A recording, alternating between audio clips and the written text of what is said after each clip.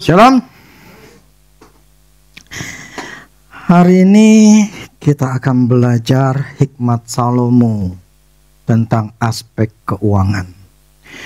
Ini kelihatannya tidak cukup sekali, ini bisa 2, 3, bahkan terusan bisa 4 ini. Saya nggak bisa menyelesaikan dalam waktu secepatnya karena setiap pengertian tuh harus benar-benar nangkep. Jadi gini, saya senang kalau ada yang saya dengar adalah ada orang-orang yang ketika mereka sedang belajar atau mendengarkan khotbah saya, itu mereka mengulang-ulang.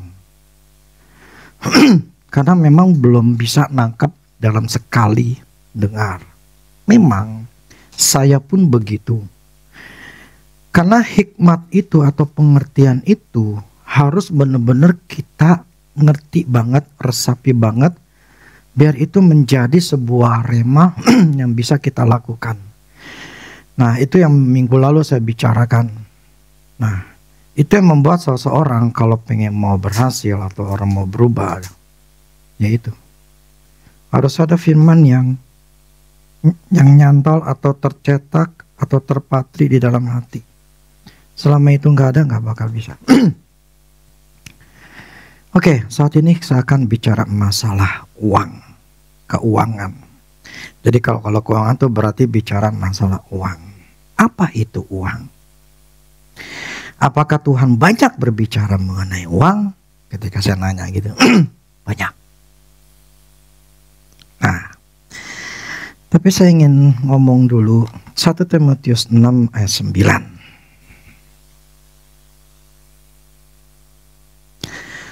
1 Timotius 6 ayat 9. Tetapi mereka yang ingin kaya terjatuh dalam pencobaan, ke dalam jerat, ke dalam berbagai nafsu yang hampa dan yang mencelakakan, yang menenggelamkan manusia ke dalam keruntuhan dan kebinasaan. Waduh. Kalau saya kan sering berkhotbah, sering ngomong, kamu harus berhasil, kamu harus kaya. Ini firman katakan, jangan mau jadi kaya, ingin kaya jatuh dalam pencobaan. Itu si Rudi ngomong-ngomong mulu masalah berhasil kaya. Tuh firman katakan, ingin kaya jatuh dalam pencobaan. Amsal 23 ayat 4 sampai 5. Amsal 23 ayat 4 sampai 5. Jangan bersusah payah untuk menjadi kaya. Tinggalin niatmu. Salomo yang ngomong loh. Firman Tuhan yang ngomong loh. Salomo hikmatnya dari Tuhan ngomong. Jangan bersusah payah untuk menjadi kaya. Tinggalin niatmu pengen kaya. Kalau engkau ngamat-amati lenyaplah ia. Karena tiba-tiba ia bersayap. Lalu terbang ke angkasa seperti Raja Wali. Tuh kan firman ngomong. Disuruh jangan bersusah payah untuk jadi mau kaya. Jangan. Salomo yang ngomong, bukannya saya. Firman Tuhan yang ngomong, bukannya saya. Amsal 11 ayat 28.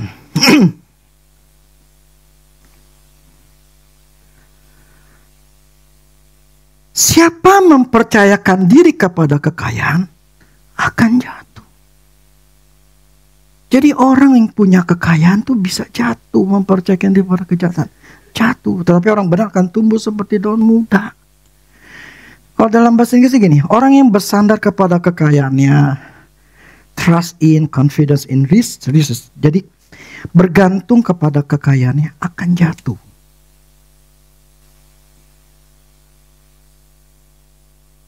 Ini 3 ayat aja sudah menyatakan. Perjanjian baru bilang mereka yang pengen mau kaya jatuh dalam pencobaan. Terus Salomo ngomong jangan bersusah payah jadi kaya. Terus yang percaya sama kekayaan jatuh. Jadi gimana nih? Ini bilang gak boleh kaya, pengen kaya gak boleh.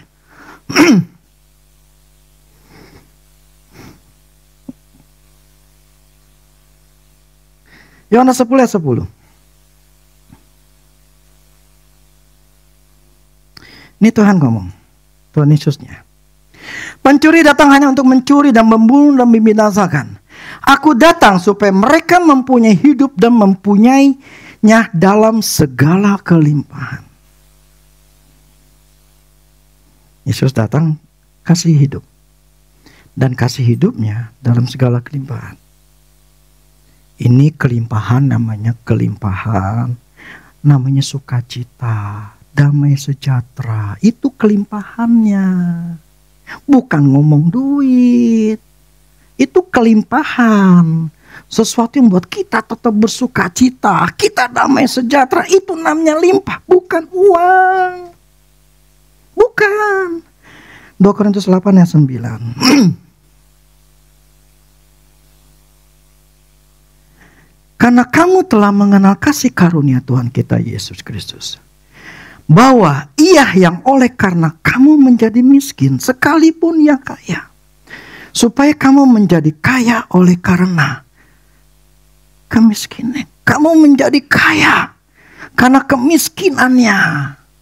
Ini bukan bicara masalah uang. Ini adalah bicara masalah Tuhan memberikan namanya kekayaan kebaikan, kekayaan kemurahannya untuk menebus dosa kita. Itulah kekayaannya.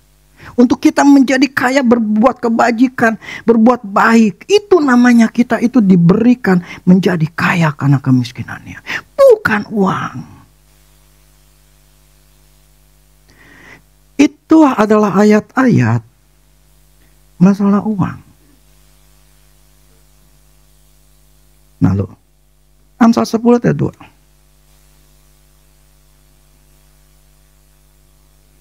Berkat Tuhanlah yang menjadikan kaya, susah payah tidak akan menambahi. Ini Salomo kenapa sih? Dia bilang berkat Tuhan yang menjadikan kaya. Dalam ini tuh rich. Berkat Tuhan yang menjadikan kaya. Tadi dia ngomong bahwa janganlah bersusah payah jadi kaya. Apalagi mempercayakan diri kepada kekayaan. Itu salah, jatuh. Lah tapi kok ini berkat Tuhanlah yang menjadikan kaya. Dia ngomong satu sisi sepertinya negatif, satu bilang harta nggak boleh dicari gitu, nggak jangan punya inginin. Yang satu sisi berkat Tuhan yang jadi kaya. Ini mana yang benar? Satu sisi kok bertolak belakangan. Ini firman Tuhan kok jadi bertolak belakang. Yang nulis sama lagi Salomo. Yang nulis Salomo.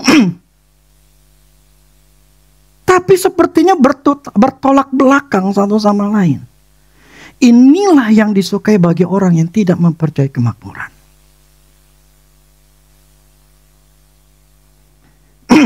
Saya nanya sama Tuhan. Oke, Tuhan. Apa sudut pandangmu tentang uang atau harta? Ini soalnya bertentangan nih. Sepertinya bertentangan. Kalau orang nggak ngerti, asal comot ngomongin. Nggak punya yang namanya landasannya. Kenapa Salomo begitu? Apa alasannya? Sekalipun itu misalnya kekayaan, itu semua ada yang namanya pengertian demi pengertian. Kalau orang yang cuma asal mencomot, dia pakai itu untuk ngelawan, ya sudah. Kau tidak percaya kekayaan, ya sudah, sok silakan gitu loh. Tapi hari ini saya akan jelaskan. Nggak mau percaya juga, gue nggak pikirin. Ini yang Tuhan ngomong. Apa sudut pandangmu Tuhan terhadap uang atau harta? Ini catat. Ya, ini yang jawaban Tuhan yang membuat saya kaget. Dan saya tahu ini adalah asalnya dari Tuhan. Uang adalah alatnya Tuhan untuk menyatakan kemuliaannya.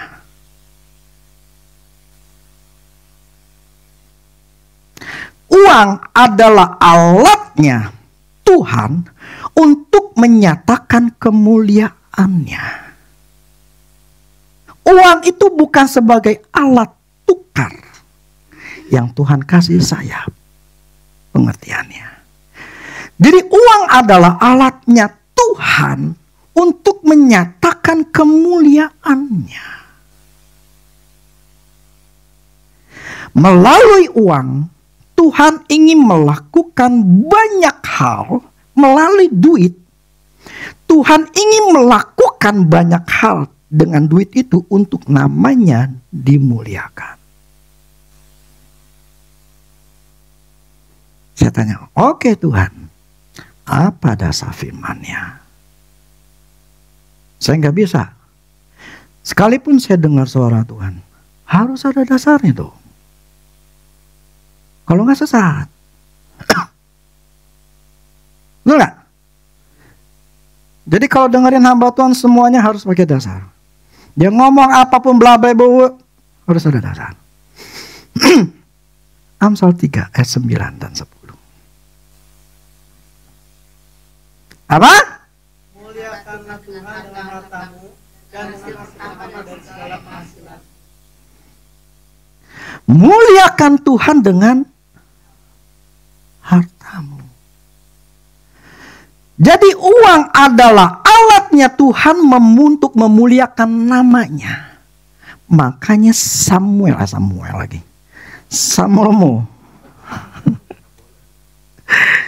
Salomo ngomong, muliakanlah Tuhan dengan duitmu.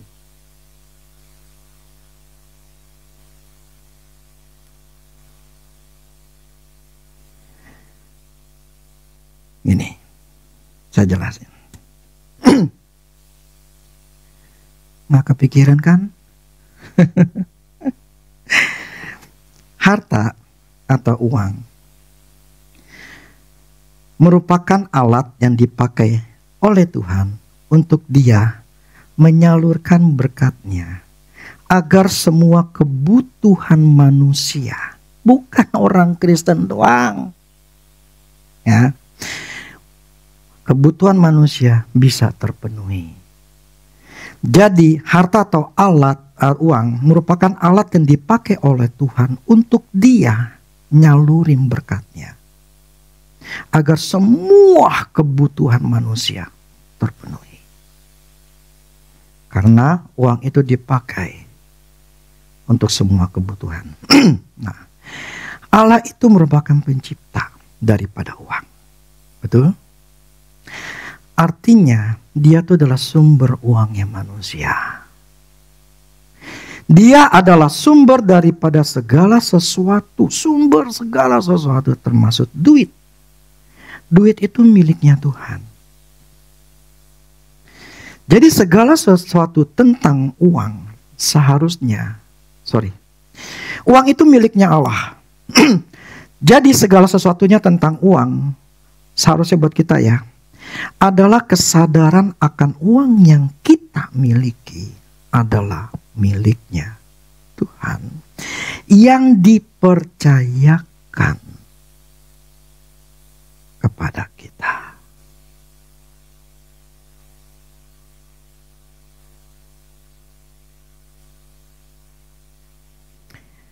Tadi prinsip pertama adalah ingetin bahwa uang itu adalah alatnya untuk menyatakan kemuliaan. Yang kedua gini, prinsip utama dalam keuangan. Tuhanlah yang menciptakan uang. Tuhanlah pemilik uang sesungguhnya.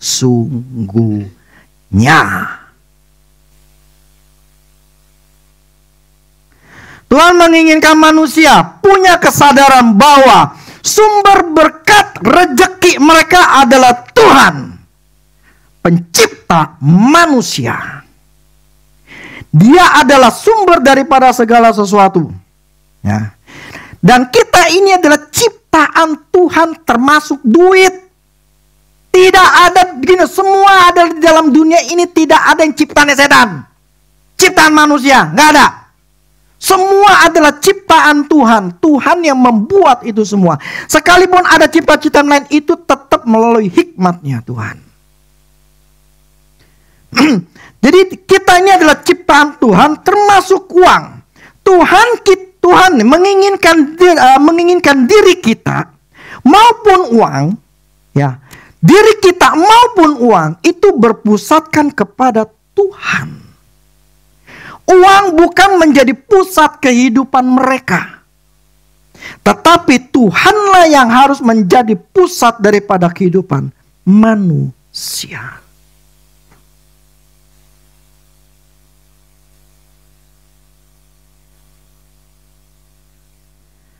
Prinsip pertama bahwa Tuhan menyatakan uang adalah alat untuk menyatakan kemuliaannya.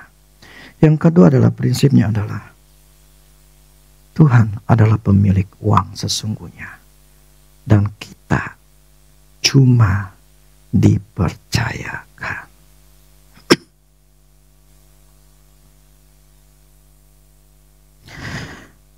Kenapa kita harus memusatkan diri kita kepada Tuhan? Bukannya uang. Tuhan adalah pencipta. Dialah yang mengatur aturan main di dalam dunia keuangan. Tuhan yang ngatur. Tuhan yang punya otoritas. Tuhan tidak mau uang itu menjadi pusat kehidupan manusia. Sebab dia adalah Allah yang cemburu. Dia menginginkan manusia hatinya tertuju kepada dia sebagai sumbernya. Bukan kepada harta. Yang menjadi sumbernya yang ada di dalam dunia yang bersifat sementara.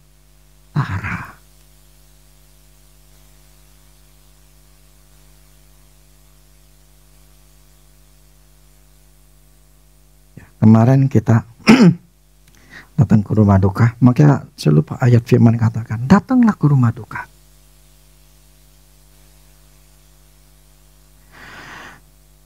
Itu adalah supaya manusia tidak memusatkan diri kepada uang yang sifatnya sementara. Tetapi manusia lebih berfokus kepada uang. Dan uang menjadi segala-galanya dalam hidup mereka. Sehingga mereka, banyak orang akan mengejar uang dan harta ini tanpa memperdulikan kebenaran. Nanti saya akan jelaskan lebih dalam. Bagi manusia yang merupakan yang harus dikejar untuk mereka punya rasa aman adalah punya uang. Maka dikejarlah uang itu supaya dia punya rasa aman. Kalau gue punya uang, gue aman. Di hari tua gue aman. Jadi mengapa mereka itu mencari uang mati-matian? Karena itu pusatnya adalah untuk diri mereka. Manusia tidak berpikir bahwa pusat atau sumber uangnya adalah di dalam Tuhan. Sehingga mereka tidak mempunyai sebuah kesadaran untuk meminta kepada Tuhan yang sumbernya. Agar bisa menerima apa yang Tuhan sudah sediakan baginya. Atau meminta hikmat untuk bagaimana caranya uang itu yang sudah tersedia di dalam surga bisa kita dapatkan untuk dipakai untuk memuliakan nama Tuhan. Ini kayaknya nanti aja dah. Saya ingin bicarakan masalah ini. Prinsipnya adalah uang untuk pekerjaan memuliakan nama Tuhan. Uang adalah alat untuk nama Tuhan dipermuliakan. Oke, terus ya. Kenapa kita harus berfokus kepada Tuhan? Kenapa kita harus melihat Tuhan sebagai sumber dalam hidup kita, bukan uang? 1 Timotius 6 ayat 9 sampai 11.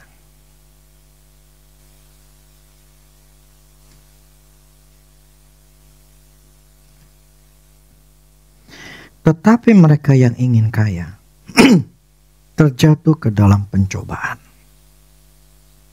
ke dalam jerat, ya, kalau dalam bahasa itu snare, jebakan, ke dalam berbagai-bagai nafsu yang hampa, yang mencelakakan, distraction, menghancurkan, ya,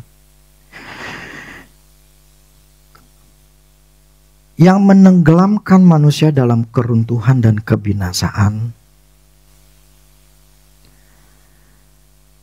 Karena akar segala kejahatan adalah cinta uang. Sebab oleh memburu uanglah beberapa orang telah menyimpang dari iman, menyiksa dirinya dengan berbagai-bagai duka. Sambung dari 11 ya. Tetapi engkau ini, hai anak Allah, manusia Allah, jauhilah semua itu.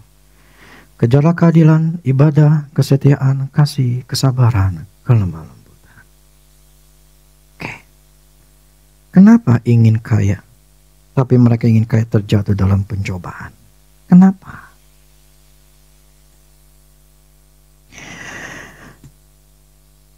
Ketika hati seseorang dikuasai oleh uang,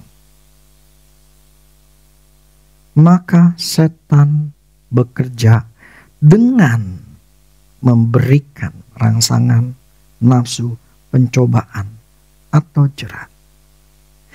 Sebab karena seorang yang hatinya dikuasai uang, maka yang menguasainya itu emosi, bukan kebijaksanaan atau akal yang sehat. Kenapa? Karena tertutup, akalnya tertutup dengan keserakahan, kesombongan, sehingga mereka tidak berpikir tidak berpikir sehat. Yang dipikirkan adalah keuntungan, uang yang akan didapat, tanpa memperhitungkan risiko yang akan terjadi. Yang ada fokusnya adalah total di duit. Yang lain gak kelihatan. Yang lain gak kelihatan. Karena kan fokus itu seperti laser, cuma satu arah. Yang satu tujuan yang kita lihat. Yang lain tuh gak kelihatan. Itu orang yang mengejar kekayaan adalah selalu melihat uangnya, bukan Tuhannya. Itulah kenapa dia tidak pakai akal sehat. Jatuh di dalam berbagai masalah. Akhirnya bisa hancur. Kenapa? Emosinya yang main. Lu tahu gak lu bikin gini-gini, lu nanti untungnya segitu. Lu tahu gak lu kalau kerja begini-begini. Udah lu gak apa-apa deh. Ya kita kasih korupsi dikit-dikit lah, gak masalah lah. Kenapa? Otaknya di duit. Makanya si Salomo ngomong, ya, yang di atas yang di awal katakan, jangan bersusah untuk menjadi kaya. Ketika orang fokusnya untuk bersusah payah untuk jadi kaya, dia akan tinggalin hal-hal yang seharusnya tidak boleh. Mencuri, ninggalin orang tua, ninggalin istri anak, demi ya uang, dia harus bekerja keras, dia harus korbanin semuanya hanya demi untuk uang. Salomo ngomong seperti ini, tujuannya apa? Ini adalah orang-orang yang otaknya di duit. Jangan bersusah jadi kaya. Jangan percayakan dirimu kepada kekayaan.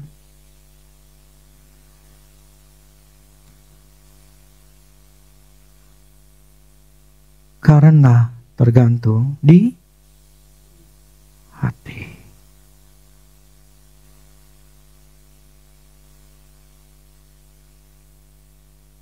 Hatimu salah, hidupmu salah. Yang harus tertanam dalam diri kita, uang, ya harus di dalam hati kita ya. Uang itu adalah alatnya Tuhan untuk mempermuliakan namanya. Apa? Tahu nggak? Saya ngomong begini kemana anak saya. Papi dulu menginginkan kamu tuh untuk kuliah di luar. Itu keinginan kamu mesti punya duit banyak. Dan Tuhan memberikannya. Ada kata Tuhan yang saya omongin.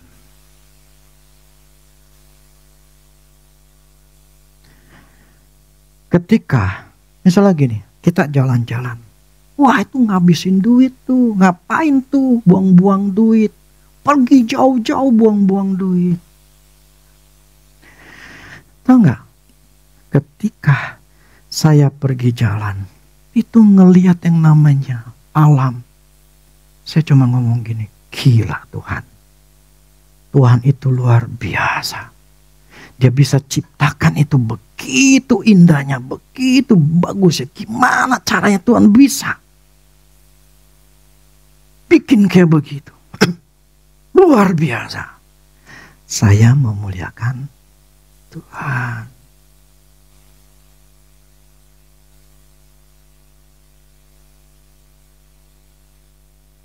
Contoh nih kita mau makan. Tahu nggak? Itu adalah mungkin diantarakan. Oh gue kemarin gue makan di Santo tuh. Mie-nya tuh enak tuh. Gue pengen mau makan mie lagi nih. Hari ini kita kesampaian makan. Ada sesuatu kita ngucap syukur. Aduh, akhirnya gue bisa makan ini lagi. Dapat makan lagi. Ucapan syukur. Hari ini, misalnya waktu kemarin, siapa tuh yang ulang tahun? Ya dia apa? Kita makan di sini, kan? Aduh, akhirnya gue bisa makan gue nggak makan di luar, gue bisa makan di sini. Terima kasih Tuhan.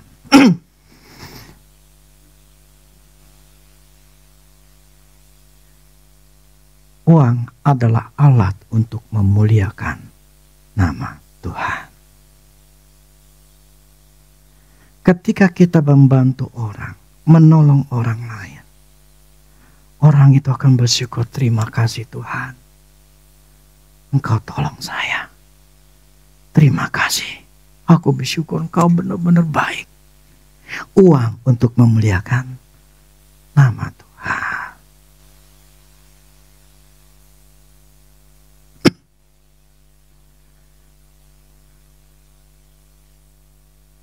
Kalau engkau memberi minum, Salomo pernah ngomong, saya lupa ayat di mana, maka engkau akan dikasih minum. Salomo ngomong ini, ya,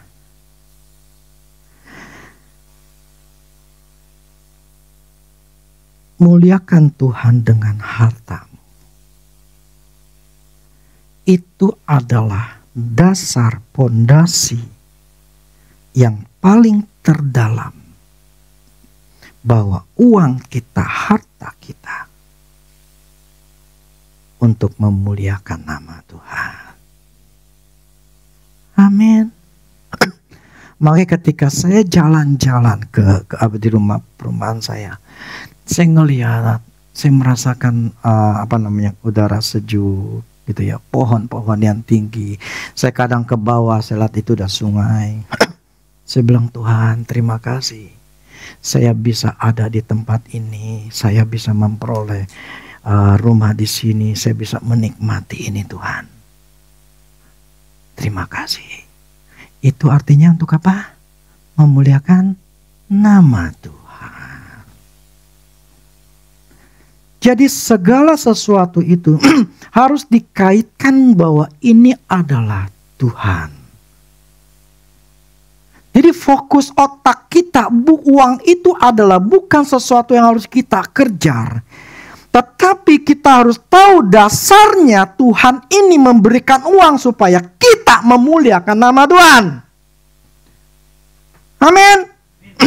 Nah, oke ya, udah ngerti maksudnya. Sekarang begini. Problemnya, ketika hati manusia tidak di uang, tidak di Tuhan. Tunggu. Saya nyambung dulu ya. Bedanya antara menjadi kaya dengan cara Tuhan dan setan. Setan akan merangsang emosi manusia untuk bertindak tanpa akal yang sehat, melanggar kebenaran, meninggalkan Tuhan. Ya, hatinya dipenuhi dengan uang, sedangkan kekayaan dari Tuhan hatinya dipenuhi dengan Tuhan. Tuhan menjadi Tuhannya, bukan uang menjadi Tuhannya.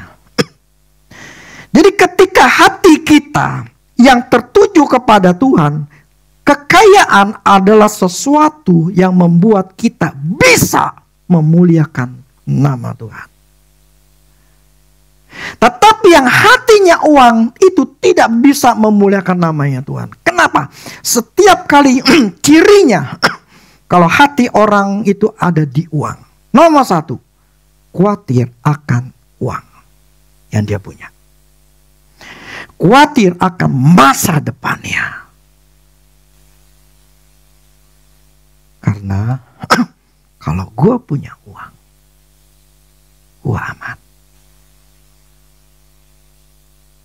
Gue aman. Gue gak takut. Rasa aman itu ada di uang. Makanya yang kedua, orang itu akan berhemat luar biasa.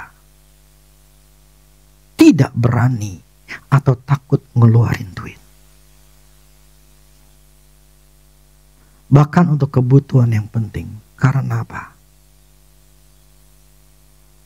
Uangnya berkurang. Jadi takut nanti kekurangan. Kan gua ngeluarin uang, berarti duit gua berkurang. Nanti gua kurang. Hatinya adalah di uang. Merasa kehilangan uang. Enggak yakin. Tidak yakin bahwa Tuhan itu bisa gantiin. Tidak yakin Tuhan akan berkati lagi. Betul atau betul?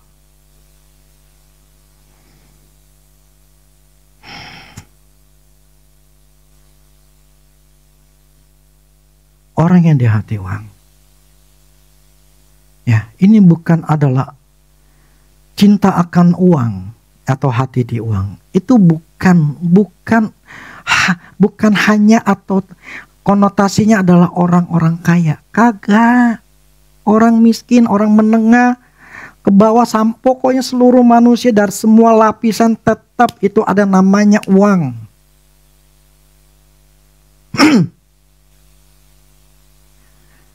Kalau dia sudah khawatir, emang orang kaya kamu bikin gak khawatir? Dia tuh khawatir, nanti duit gue gimana ya, kekayaan gue gimana ya, ntar gimana ya. Itu otaknya selalu mikir. Kenapa? Karena dia berpikir uangnya ini adalah sebuah tempat rasa aman. Nah, inilah yang Tuhan tidak mau. Sehingga orang khawatir itu tidak bisa menyebut nama Tuhan. Nggak bisa. Karena fokusnya bukan ke Tuhan, fokusnya ke duit. Untuk bisa uang ini memuliakan nama Tuhan nggak bisa. Sebab ketika dia ngeluarin uang, yang dilihat uangnya, bukan Tuhannya. Yang dia lihat berkurang. Dia nggak ngeliat Tuhan akan berkati. Dia ngeliat uangnya, aduh gimana ini? Uang adalah alat untuk memuliakan nama Tuhan. Jadi ketika kita memperoleh uang dan kita ngeluarin duit, disitulah kita memuliakan nama Tuhan. Bukan ketika kita ngeluarin duit, kita menggerutu, kita bertanya, kita negatif thinking, kita berpikir, aduh gimana ini? Uang bukan alat memuliakan nama Tuhan. Uang justru menjadi alat engkau ditekan oleh setan. Enggak kepikiran dah. Tinggal kita sendiri yang sekarang memutuskan.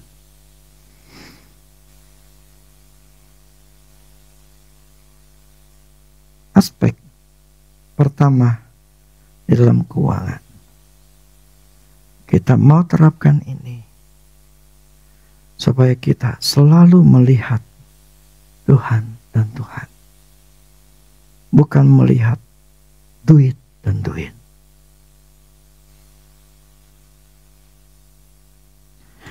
Yang ketiga, tidak berani memberi. Orang yang hatinya doang tidak akan berani memberi. Enggak akan.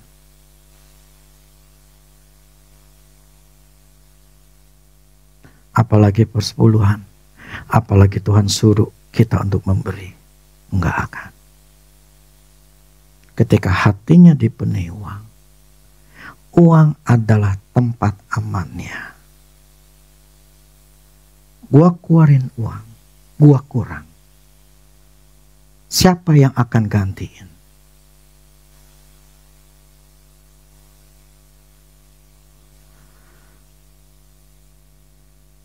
Uang adalah alat untuk mempermuliakan nama Tuhan. Yang seharusnya kita lakukan adalah harta atau uang yang kita punyai. Kita harus bersyukur dan selalu bisa memuliakan nama Tuhan. Di dalam segala keadaan, dengan uang yang kita punya, dengan apa yang kita miliki, apa yang kita nikmati, muliakan Tuhan. Bukan kita menjadi lupa akan kebaikan Tuhan yang sudah memberikan engkau gaji, yang sudah memberikan engkau pekerjaan, yang sudah memberikan engkau orderan. Tapi ketika Tuhan suruh memberi, Tuhan, aku gak mau. Walaupun lu tengah ngomong, hatinya menolak, makanya gak memberi. Pada Tuhan yang katakan, gue pengen uang lu untuk mempermuliakan namaku. Orang yang di hatinya uang tidak bisa memuliakan nama Tuhan. Sulit untuk mengeluarkan uang. Itulah penyebabnya kalian akan sulit juga untuk jadi kaya.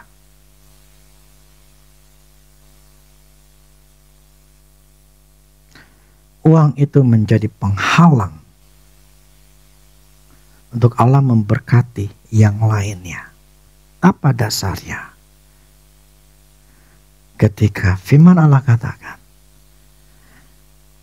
kalau engkau setia dalam perkara kecil, kau akan setia dalam perkara besar. Ketika aku memberikan kepadamu uang, memberkati melalui kerjaanmu, engkau mau memberi untuk mempermuliakan namamu. Engkau setia terhadap uang. Aku akan berikan yang lebih tinggi lagi. Orang yang hatinya ke Tuhan mudah memberi.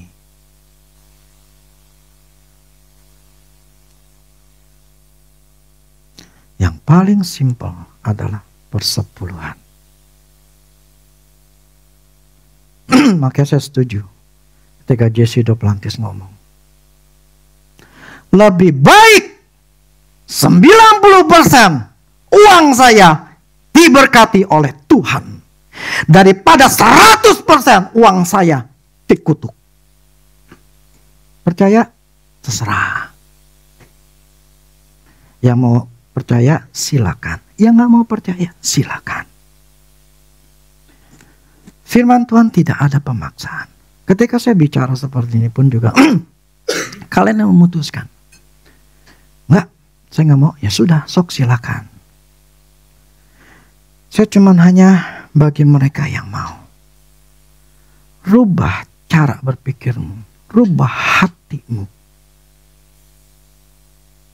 Ketika engkau memberi, ketika hatimu tidak ada uang, itu semua berkat. Nggak cuma uang loh, berkat yang lain akan terbuka. Uang itu nyawa loh. Saya ingat sekali yang puluhan tahun yang lalu Tuhan ngomong sama saya, kenapa saya sulit. Ingat ya tahun 2006. Akhirnya saya lepaskan.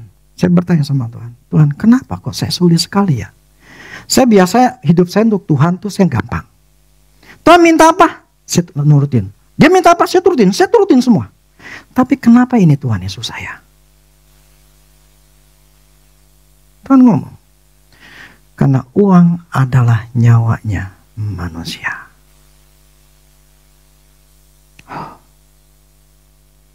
Itulah kenapa engkau sulit memberikan masa depanmu. Karena ketika engkau melihat masa depanmu, engkau melihat itu hitam, tidak jelas.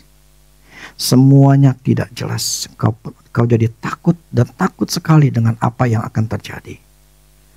Karena itu bicara masalah uang. Karena engkau menganggap dengan uang, kau punya uang, engkau aman. Karena nggak ada uang, engkau merasa tidak aman, masa depanmu nggak jelas. Itulah kenapa engkau sangat sulit untuk memberikan hidupmu kepadaku.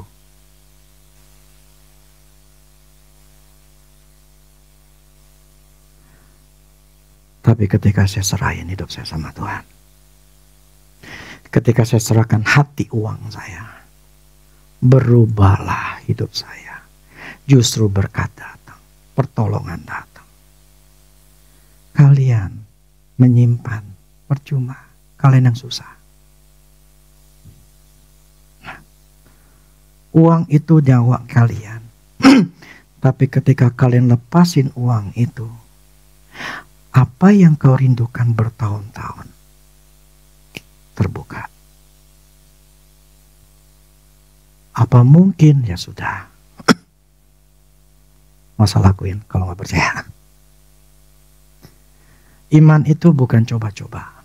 Iman itu adalah keyakinan. Aku nyoba dulu. Jangan. Nah, saya hanya bisa bicara ini cukup ini aja. Soalnya kalau saya bicara panjang lagi, ada lagi. Terlalu panjang. Nanti malah kebanyakan.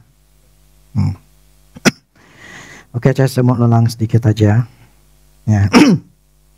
Yang tadi saya katakan di awal, kenapa saya seperti mengkonfrontasi, ngomong ayat yang menolak masalah kekayaan. Karena memang seperti itu. Karena pemikiran manusia, orang-orang yang menentang kemakmuran, orang yang menentang kekayaan, atau orang-orang yang memang sukanya hidup susah, seperti itu. Membenarkan dirinya. Ini kenapa nih gua dalam keadaan hidup sederhana? Ya. Jangan. Hidup sederhana gitu loh. Ya karena ini firman-Nya gitu loh. Nah, saya udah kasih pengertian. Ya, si Salomo mengatakan jangan bersusah payah dengan menjadi kaya, tinggalkan niatmu itu karena hatinya di uang. Akhirnya jatuh dalam berbagai pencobaan. Siapa yang mempercayakan diri kepada kekayaan akan jatuh. Jangan pernah uang itu sebuah sandaran kita. Kalau gue punya uang 1 M, gue akan aman.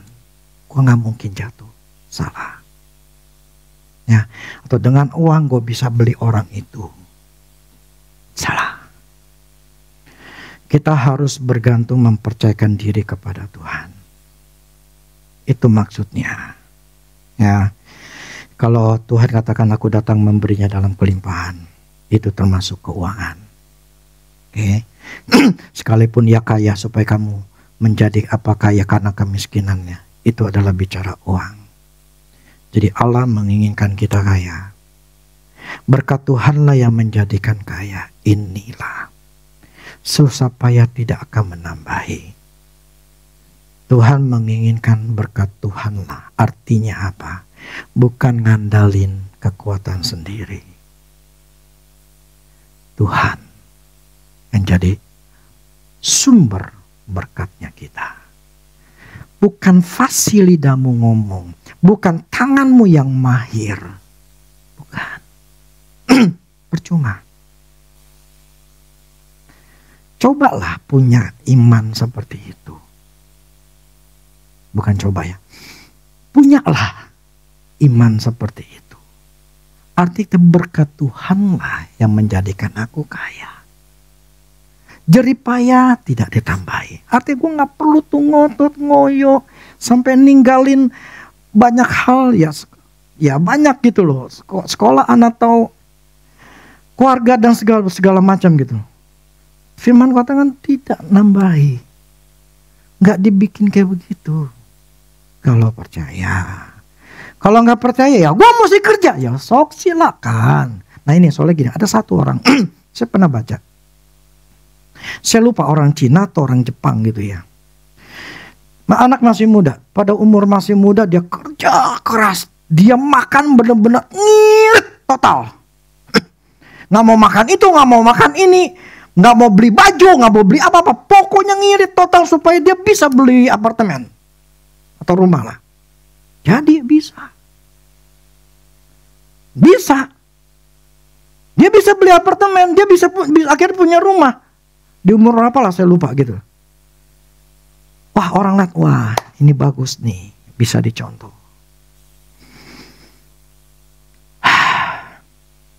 Itu namanya ngandalin diri sendiri. Berusaha dengan kemampuan sendiri. Kenapa enggak meminta, mempercayai untuk Tuhan memberkati kerjaan kita? Kenapa harus ngirit? Harus jadi gini loh. Yang kemarin saya share di grup. Ada orang yang berhemat luar biasa. Kenapa? Ya firman katakan ada yang berhemat biasa selalu kekurangan. Hemat loh. Luar biasa tapi selalu kekurangan. Kenapa? Karena fokusnya uang, kekurangan. Bukan fokusnya Tuhan yang mampu. Makanya dia berhemat luar biasa. Dia harus pakai kekuatan sendiri untuk bisa berhemat. Makanya selalu kurang. Nggak dapat orderan. Nggak dapat kerjaan. Kenapa fokusnya? Gue mesti ngirit. Bukan fokusnya Tuhan bukain jalan buat saya. Kagak. Saya percaya kau mampu. Kagak mikirnya. Gue mesti ngirit. Gue mesti ngirit. Gue mesti ngirit.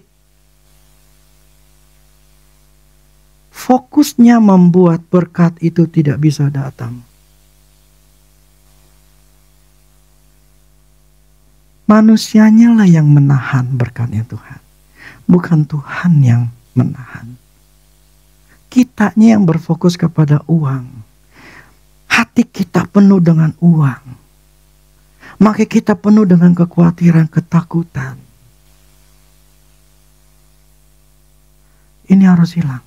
Hati uang. Hati uang itu adalah tembok yang besar. Langit yang tembaga. Membuat berkat Tuhan tidak masuk. Uang adalah alatnya Tuhan untuk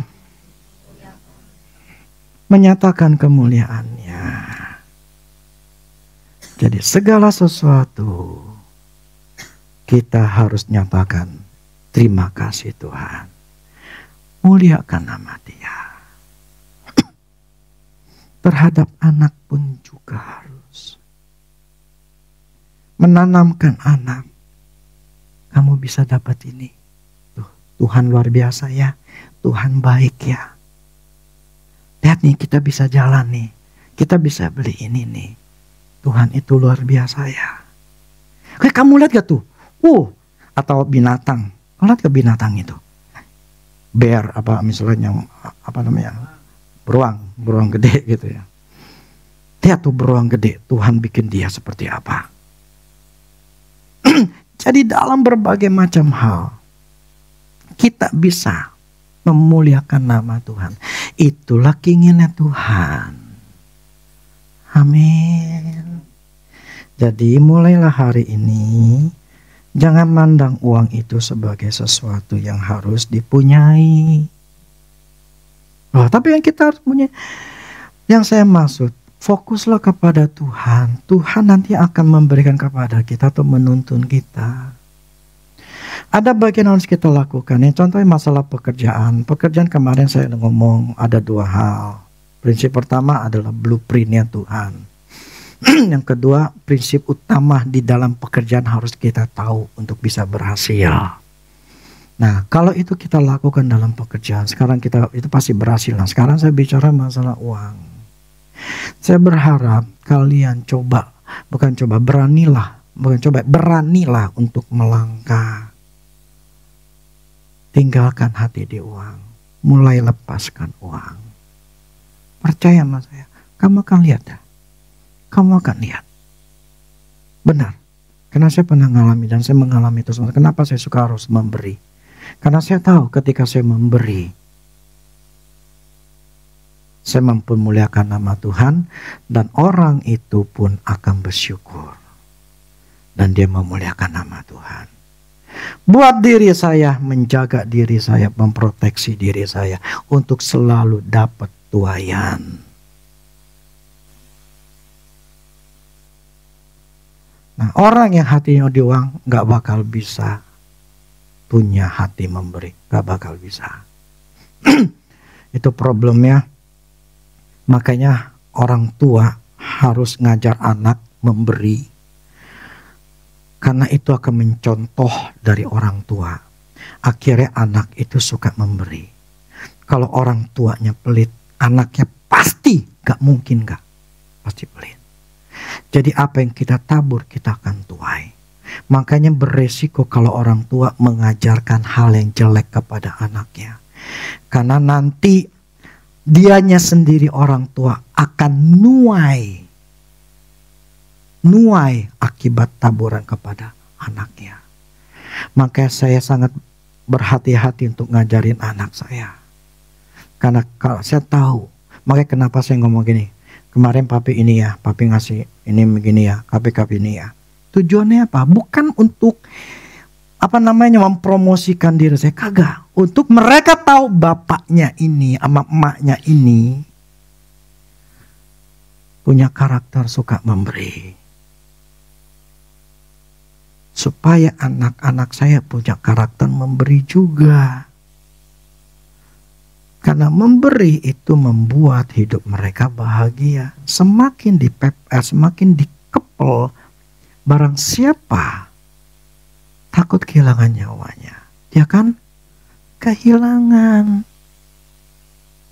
Tapi barang siapa mau lepasin, dia dapat. Jadi kalau kita mengepel, malah nggak dapet.